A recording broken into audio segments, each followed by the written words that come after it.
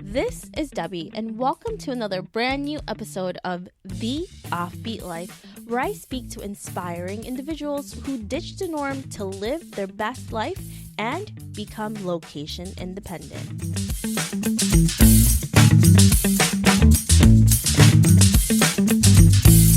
This week I speak with Erica Duran, who is a business coach, digital marketing expert, and minimalist.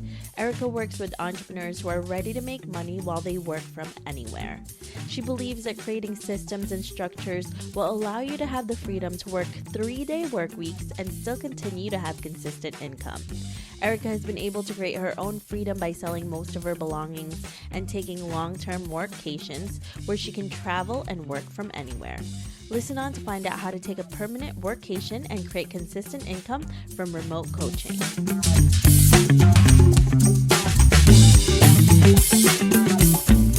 everyone, thank you so much for joining us today. I'm here with Erica Duran. Hey Erica, how are you? Hey, I'm great. Thanks for having me. Thank you for coming back. So Erica and I actually recorded this episode before, and I am such a dunce. I did something wrong. So she was so kind enough to come back to speak with me. So you're so nice. Oh, no, it's always better the second time. I was even on that huge So Money podcast, and the same thing happened.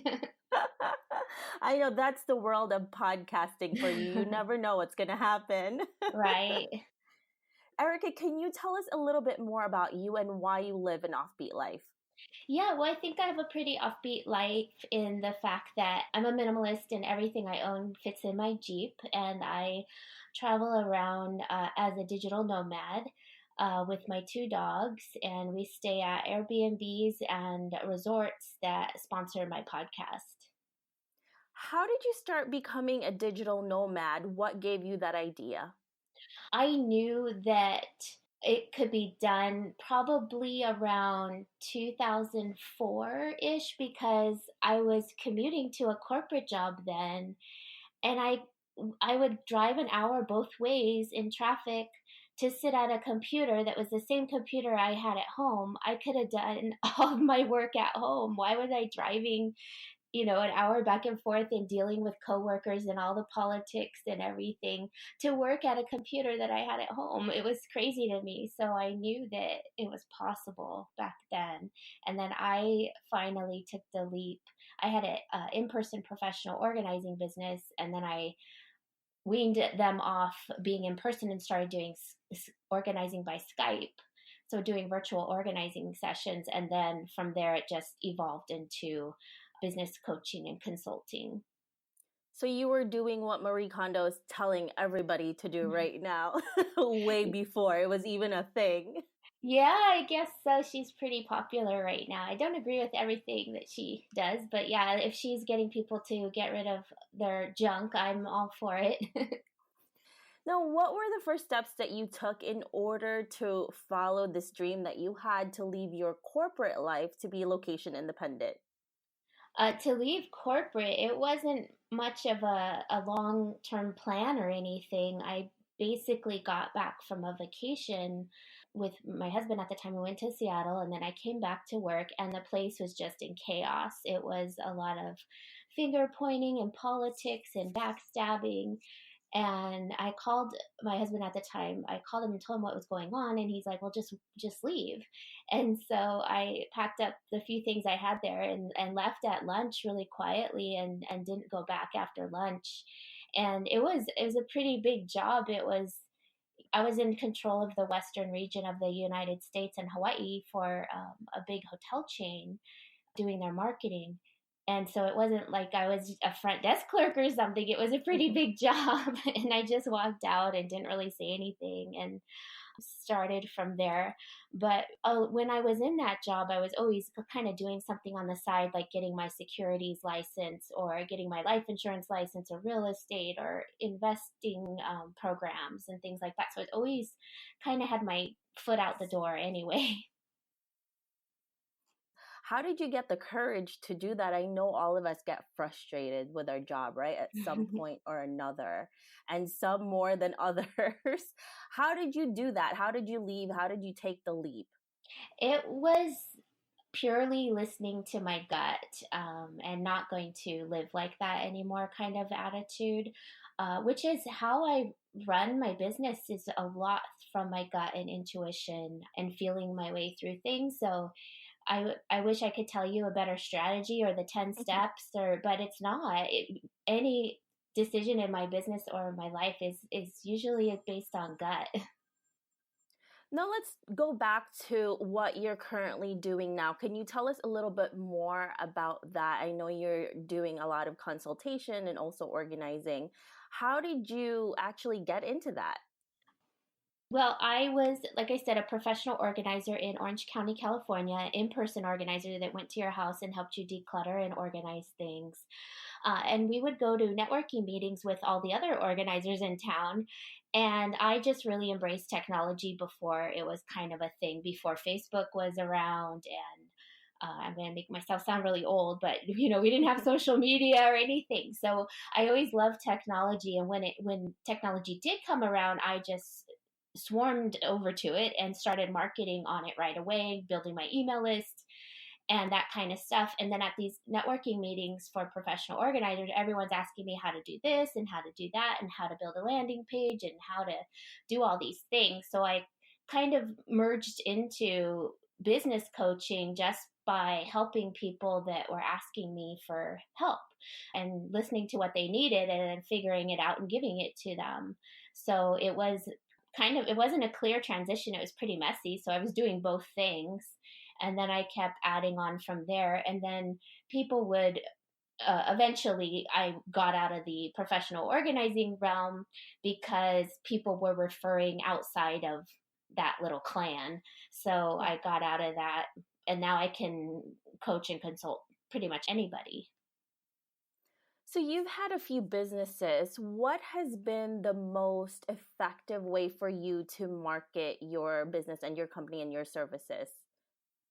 For me, it's just the one-to-one conversation. I'm an introvert and I have a lot of videos and podcasts and everything like that, but really the one-to-one conversation and the art of that, I don't think it's salesy or sleazy or anything. There's really an art to it, and I think that's closed the most business for me, if that's what you're asking. Also, my business used to come about 80% from Facebook, but now we've built a SEO platform that I could maybe talk about later that is bringing in a lot more leads and clients for us now. How were you able to think about that and start a program and a service just with that? And it's really unique. Can you tell us a little bit more about it? Yeah, the program is called Google Bait, which is a new way of doing SEO, and that's a one-to-one service. And then we built, and basically, to explain it easy, is an app called Lead Bait, where people can log in and build their perfect SEO pages with our app. And the reason we built this was because honestly, I had this batch of kind of whiny clients that wouldn't market to save their life. They would get their website up and they would get their Twitter going and they would take their pictures and do their photo shoots and write their copy and send emails, but they wouldn't reach out and sell or reach out directly to people. So we're like, how can we get these clients more leads, because we really want our clients to be successful? How can we get them more leads if they won't kind of hustle themselves? So we're just basically outsourcing all the hustle to Google and built this platform. We're kind of recycling the platform we built for my organizing business. It was a online consignment store where we sold people's clutter, and that software was able to get our stuff above eBay. So 8 years later, we have this problem again, and we build Google Bait and Lead Bait out of it. That is such a great idea. And it's turning a problem and creating a solution for it, which gave you this new business idea, which is amazing. Oh, thank you. Yeah, it's been pretty fun because I always saw people with the software as a service product, and I could never think of one. And then, there you go, it just evolves. And it's a really good idea too that a lot of people will be able to use in their business. Yeah, yeah, it works for anyone that wants to be found on Google, even if you're a dentist or something. You've gone through a lot and from your corporate to now your different businesses and you've learned so much. But what has been the biggest setback that you have encountered and how do you usually handle them? The biggest setback is the feast or famine that happens pretty much to everyone in the beginning of their business, because you always get that big client or you get a few clients in a row and then you're like, I've made it, and then it all falls apart again. And I wish more people would have told me that it is going to go up and down. You haven't made it when you first start getting clients. And they always say that marketing consistency equals consistent clients, but that's a cliche and it's not always true. Things happen and there can still be feast and famines later on when you're even earning at a higher level. So just knowing that it comes in cycles would have been a better thing to know back then. It's always an up and down when you're on an entrepreneur. One day you're really high and then the next day you're lowest of low. So you never know. Yeah. Right. How can somebody who's going to do this or they're in the middle of those highs and lows, how can we help each other alleviate that problem? Like what can make that easier for all of us? Well, there is some truth to the marketing consistency. That obviously helps. But also trying to learn how to detach your emotions from your bank account, or not letting the outside world dictate what's going on in your inner emotions. Just basically stabilizing yourself like a ship has stabilizers, because the highs aren't always as high as they feel and the lows aren't always as bad as they seem or feel. And so just it's hard. It's all mindset. It's stabilizing that piece and getting through it. And a little bit of hustle wouldn't hurt either in those times where the business isn't exactly coming in, or maybe trying a new marketing style or thing like webinars or something. But don't try 12 different things. Focus on one thing that is speaking to you or calling to you. Now, what has been the worst advice that you have ever received? The worst advice is just that it's not even advice, it's like there's an air out there to do things a certain way. There's a lot of so-called internet marketing rules, and the secret is there's really no rule or one right way to do thing or one three-step system that's gonna change your life. There's none of that is real. You can do your business any way you want, you can market any way you want, you can not be on Twitter. You cannot have to do Facebook Lives. You don't have to do things the way everyone's saying to do them. Or a lot of times my clients will try something and it doesn't work for them, but that doesn't mean that it won't work for the next client, or that it'll work for them if they just tweak this one thing. It's just a big experiment to see what is going to work for what client, and no one has all the answers. Yeah, and I think that's what we all struggle with is finding out what's going to work for us specifically in our business. And I think sometimes there's just so much information out there that you don't know where to find the right one. But like you said, there's really no secret to it. You just have to do the work and experiment. Yeah, do the work and experiment and follow your gut. If you absolutely hate live video and public speaking, maybe don't do that, even though whoever is on the podcast is telling you to do that. And maybe you should maybe do blogging instead, or do something else. Now, how are you able to finance this chosen business that you have from the start, and how do you continue to create income today? From the very start, it was literally selling my house and all the things in it and minimalizing to fund the first little launch of my in person organizing business and keep me, living in a pretty nice beach apartment while my business was growing. So I sold everything. Now we have different revenue streams of all sorts. Mostly the big chunk of our revenue comes from coaching and consulting. We have digital products, we have group programs, we have VIP retreats, we have a lot of affiliate agreements. And then we have some things that are kind of quiet that we don't really talk about that are just bad old school business deals that we know something and somebody wants something built and we just kind of do it for them. Like a true entrepreneur, you have so many different streams of income. You're not just relying on one. Exactly. Yeah. So let's fast forward to 30 years from now and you're looking back at your life. What legacy would you like to leave and what do you want to be remembered for? Yeah, I hope I'm remembered for inspiring people to really do what they want and go after what they want, and don't, I said this on another show, like, don't be a couchpreneur. Like, if you want to do it. I've seen every idea come to me work. It didn't work all the time in the way the person originally thought it would. We had to do some tweaks or whatever, or pivots, but every idea works. And so if you know that, then why not go for it? And I've always had a ton of deaths around me in my life, family, pets, everything, friends, suicide, all kinds of deaths going on around me all the time. And so that really always reminds me that life is short and what are we waiting for? And especially when you have all of that happening around you. I mean, how do you go up from that usually, Erica, when you have so many tragedies that you have no control over? Yeah, it was a swarm a couple years ago. I was in the middle of a divorce. My dad had cancer. My dog had cancer. Got sick from mold in an apartment I was in. I was in a really bad place a couple years ago.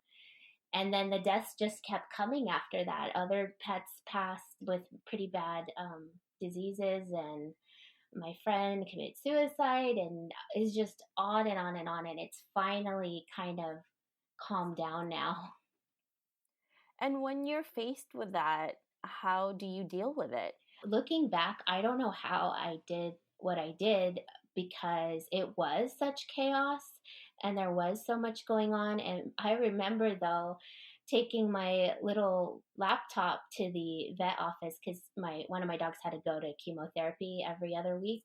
And I remember sitting there for like 4 hours just blogging and learning things on my laptop, and just so I was always doing something even in the middle of all the chaos. But I was like, when I look back now, I was like, oh my god, how did I do that?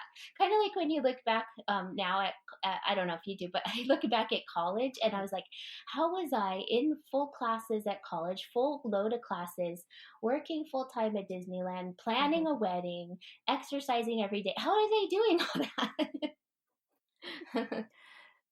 Sometimes it's amazing what we're all capable of, and we don't know what we are really capable of until something happens, right? Right. Some tragedy or some loss happens, and you just have to go on. And then sometimes running your business can actually give you that time away from thinking about all the stuff that's happening around you, and it's a little bit of an escape as well. That's true. That's probably more true of what was happening. I just threw myself into work. Now let's get to some fun questions, Erica. Okay. Some people like myself, I nerd out on interviewing inspiring people like you and hiking. What about you? What do you nerd out on?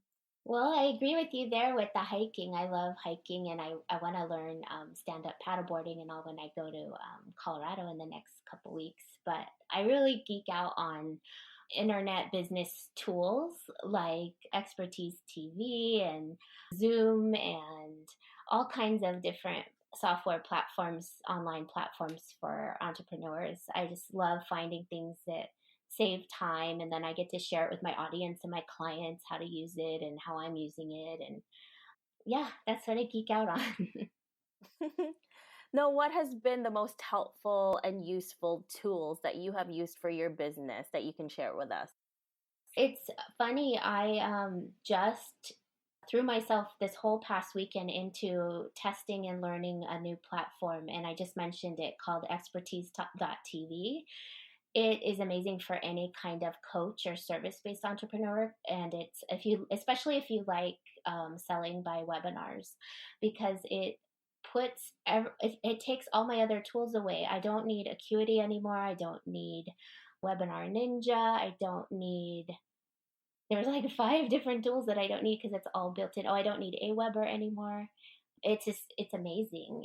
You get to build all these little communities, but it's like email list 2.0. Like, email list is so 2018, and this is like, you're building little, it's your email list, but it's a community, and it's all connected with all your other tools and your scheduling tool, and people can hit a button and book an hour with you, and it's amazing. That is such an amazing program. We're definitely going to check that out, and I'll put that onto our show notes as well. Okay, yeah. Now, having traveled to so many different places, what has been the most life-changing encounter you have ever had? I would say the most life changing was doing my podcast launch and having the Hilton Waikoloa in Hawaii host that, because that kind of built my whole brand into a kind of Hawaiian luxury brand. And because such a big company wanted to work with me, I felt more certain and confident after that. And then, of course, I got a ton of clients because the videos and the podcast and everything was such a big deal because it was hosted there. It made it a bigger deal. So that was really the life-changing kind of trip that I had. And that was, I think it was January 2017. So it wasn't too long ago. It might have been 2016. That's amazing. Congratulations on that still. So Thanks. that's a good deal for you. You got business, you got, you got more projects coming in because of that. So that was amazing. That was a good collaboration. Yeah, I always try to make the most out of things like that. Like, that was filming videos, podcasting, a ton of social media. Like, I kind of squeezed everything out of that. And I even do it like with the photo shoot I did last week. I did business pictures, I did Instagram pictures, I did family pictures as well on the side. So I like had the photographer say, we're gonna do every picture we could think of. Is there any question that you wish people asked you more of? The minimalism thing, they kind of ask me questions about that, but I wanted to really show people literally this is all I have. So I became an Amazon influencer and put everything I owned on there. So people could see exactly what I had and then buy it for themselves if they wanted to. So I guess that it would be interesting for me to see other minimalists and what they have. And so I think people should ask me that too. And I'm sure you don't have a lot of stuff because you're the minimalist. Yeah, there's not too much stuff on there. Just a lot of electronics for work and healthy items, kitchen items that you can't find everywhere. So I have to take it with me, and just, the kind of vegan, like, beauty products and things like that I have. So what are you working on currently that is really exciting to you? Currently, I am super excited to, not to mention it again, but moving all my stuff to this one platform, expertise.tv, and just having this everything like so linked and more of a community than just an email list. That's exciting to me. And then we are doing some pretty large deals in Colorado. That's why I'm going to go there. One of our clients actually got funded. They're so excited. They got funded for $23 million. So my business partner and I are going to help them build their company.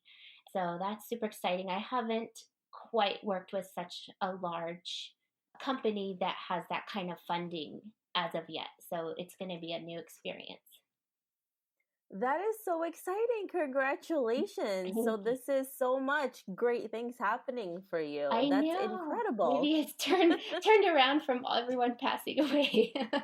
So it all turned around. You worked hard, you kept pushing, and this is what it gets you. Now, if our listeners want to know more about you, where can they find you? All of my links are connected, and everything I'm doing is on ericaduran.co. That's always updated, and I'm primarily on Instagram, so come join over there. Awesome. Thank you so much, Erica, for speaking with us today. I really appreciate it. Thank you. It was fun the second time too. Absolutely.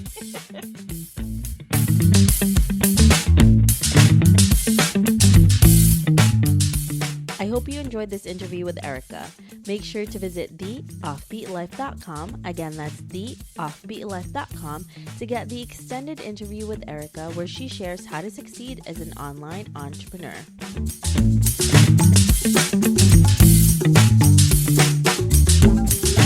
Hey, Offbeat family, I really appreciate you listening to this episode. I would love to hear more from you and what you think of the podcast. Suggestions on guests, topics we can discuss, or maybe you just want to be friends. Why don't we chat some more on Facebook at The OB Life, or send me a message at hello@theoffbeatlife.com. I can't wait to hear from you.